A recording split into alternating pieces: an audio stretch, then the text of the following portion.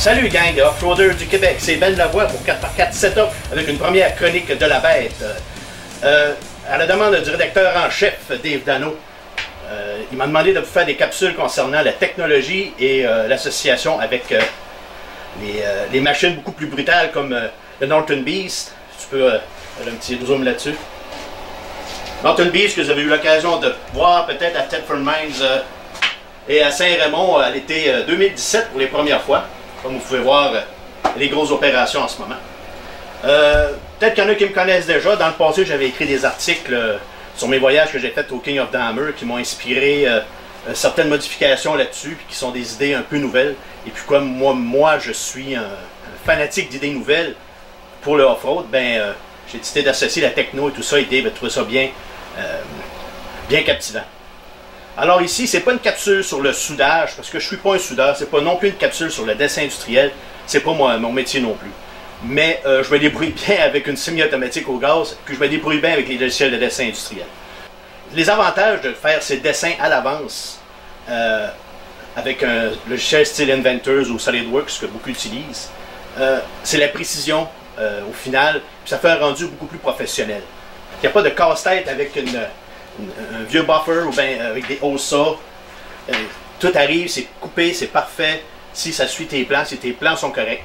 D'ailleurs, en faisant les plans, ça vous permet de voir les détails que vous pourriez, lors de l'assemblage, qui pourraient être défectueux. Cependant, il y a des désavantages aussi, c'est qu'on crée une pièce qui est peut-être irrécupérable ensuite. C'est pas une barre de 2 pouces qu'on coupe, et finalement elle peut servir à d'autres choses. Ça va être coupé précisément pour votre besoin actuel. Un peu plus long, c'est sûr, au début, pour apprendre à faire les dessins. On peut prendre des journées, comme les premiers dessins que j'ai faits, pour mes housings, mes choses comme ça. Ça a été extrêmement long à l'apprentissage, mais une fois que cet apprentissage-là est fait, c'est très rapide, et quand on vient à l'assemblage, ça prend une fraction du temps comparé à avoir à tout couper ses pièces à l'avance. Tout dépendant d'où vous êtes, c'est l'accessibilité à une table de découpe assistée par ordinateur. Ici, à cette île, on est quand même assez chanceux. On a une table au plasma, une grosse table au plasma. Mes amis de regarnissage industriel qui m'aident beaucoup dans mes projets. Et quand j'ai besoin de plus de précision, ben, je vais à l'externe au laser. Mais le découpe au plasma fait très bien mon affaire pour la plupart des projets.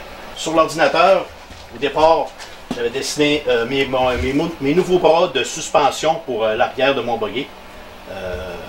J'avais certaines contraintes par rapport à la tâche de mon truck qui vient ici. Comme ça. Et je ne pouvais pas utiliser un tube, c'était compliqué à plier un tube de 2 pouces par un quart d'épais pour arriver à ceci. Donc il a fallu que je modèle mon chose au complet. Je me suis inspiré ici pour mes vagues d'une boîte de carton, comme c'est fait, pour répartir les forces ou les coups, les impacts pour arriver là-dessus. Bien sûr, ça c'est une vision sans le côté externe, là, que j'ai enlevé au préalable. Et puis, sur l'autre côté, on peut voir les morceaux, la découpe, comment ça peut être. Et puis, ce qui est intéressant aussi, quand on travaille avec un logiciel comme ça, c'est que, tu peux me regarder ici, vous voyez cette pièce-là, bien, j'ai essayé de le reproduire au mieux possible, comme qu'elle était en vérité. Comme elle est en vérité, donc, quand on vient faire son dessin, c'est beaucoup plus précis. On peut voir ici, qu'on vient revisser dans ça. Faire notre joint arrière.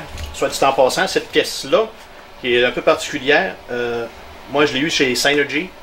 C'est un double adjuster du même type qu'on peut retrouver sur les directions avant d'un JK. Les choses qui arrivent, la direction avant d'un JK, un filet à gauche, un filet à droite, on fait rien que tourner la bague ici, et puis on fait l'ajustement en longueur que ça prend pour notre bras beaucoup plus précis pour enligner le véhicule. Donc, au final, quand on fait un plan comme ça, on se ramasse avec des pièces qui ressemblent à ça. Sur le dessus, avec une partie ici, avec ce qu'on peut voir aussi, il y a des encoches pour que mes pièces s'installent et qu'elles soient comme embouffetées. Un petit exemple, les pièces sont... Un bon opérateur de table te marque les pièces. C'est quoi sur ton plan par rapport à ton plan, donc ne peut pas vraiment se mêler. Celle-là vient ici pour faire toutes les interstices, comme je disais, la fonction de la boîte de carton. Puis on sait qu'elle va là. Elle bouge un petit peu, j'ai donné un peu de tolérance, j'ai donné un 30 millième de tolérance pour la table au plasma. J'aurais pu mettre un petit peu moins, mais c'est correct, comme c'est pas des travaux qui nécessitent une précision extrême, ça faisait l'affaire. Cependant, j'ai des exemples de pièces coupées au laser ici. Exemple, un des premiers. Ça, c'est la grosseur de tube que j'utilise sur mon buggy, 1 pouce 3/4. J'ai fait couper des pièces comme ça, au laser, tout prêt. Pour si j'ai besoin d'une utilité, je soude. Je viens me bolter là-dessus, ou je peux agrandir le trou aussi, il n'y a pas de problème. Et puis, j'ai fait un côté droit, un côté au 45 degrés, ce qui peut me servir à plein de fonctions. Quelqu'un qui construit un buggy me comprend très bien. Puis, j'ai refait aussi mes attaches de suspension arrière, qui va être modifié, c'est pas encore fait pour l'instant. Vous pouvez voir, ils ne sont pas de la même longueur parce qu'ils ont un angle. J'ai fait couper en ovale pour qu'une fois sur le tube, ça soit en angle. Sur ces pièces-là, ça ne paraît pas, mais il y a quelque chose de bien puis une erreur. Il y a quelque chose de bien, c'est que j'ai mis seulement 5 millièmes de tolérance pour que c'est très solide. Bon, il suffit de souder ça en ligne parfaite. La pièce ne peut pas aller ailleurs que là. Alors ça, c'est une pièce que j'ai malheureusement fait découper trop précis. Ce qui arrive, c'est que, vous voyez, un 2 pouces dans un 2 pouces, c'est un peu dur à serrer. Ça, je les ai rentrés préalablement. Il a fallu que je les chauffe un peu, puis le poteau était dehors dans notre hiver sétilien. Dans les chroniques de la bête, on recule devant rien. Et puis, concernant le modèle de bras, je vous ai présenté tout à l'heure, j'en ai un de monté. Là. Et voilà. Comme j'ai dit, jugez pas mes soudures, j'ai eu des petits boursoufs ici. Mais c'est ce que ça peut donner au final. Bushing de rubber, ok, ceux qui se demandent pourquoi la bushing de rubber, fallait pas que ça plie. Comme ici, j'ai du jeu en masse avec ce joint-là une fois qu'il va être fixé. Ici, il fallait pas que ça plie parce que j'ai un choc qui vient s'accrocher ici. Si ça plie trop, il pourrait casser le bout du choc. Un exemple qui pourrait être bien pratique pour couper au laser, c'est quand j'ai refait mon trailer, mon coffre de trailer. Vous pouvez voir ici, il y a une pièce pliée et l'entreprise avec laquelle j'ai fait affaire faisait le pliage numérique. Donc tout mon plan rentrait, donc j'arrive avec une petite seconde. Donc j'arrive avec une belle pièce comme ça, pliée, et quand on parle avec eux, ils vous disent, quand on parle avec eux et qu'on est prêt à faire le dessin, on apprend à faire ce genre de pliage-là. Puis, ce qui est pratique, c'est que j'avais un côté d'aile comme ça, qui arrive et déjà tout percé, encoché, qui s'emboîte parfaitement. Et puis, au final, ça a donné un résultat un peu comme ça. C'est mon coffre pour la prochaine saison. J'ai fait ça en début cet automne. Et puis, au final, ça donne, comme je vous dis, au laser, ça va toujours être plus précis qu'au plasma. Et puis j'avais besoin de cette précision ici pour que ça se fasse un beau rendu. Aussi, quand on fait faire au laser, on peut avoir des pièces aussi, on va le dire dans des termes bien québécois, aussi fuckés que ça. Qu'est-ce que ça va servir? Histoire à suivre.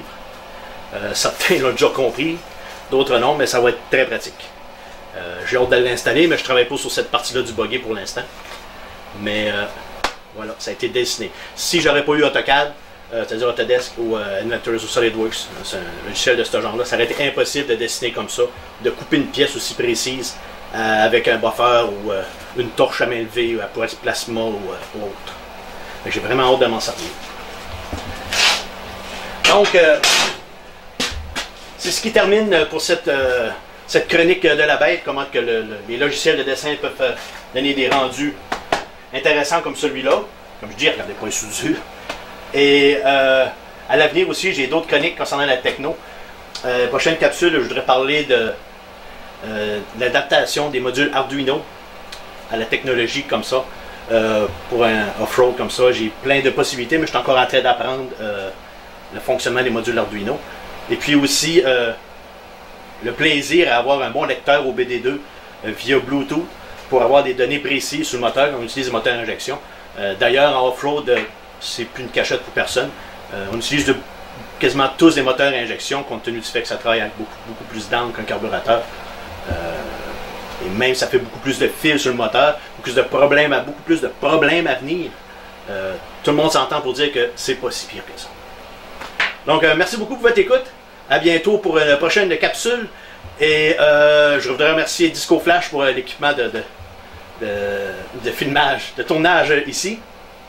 Et puis remercier aussi Regarnissage Industriel pour ça. Et je remercie Dave Dano 4x4 Setup de me donner la chance de partager ma passion et mes progrès.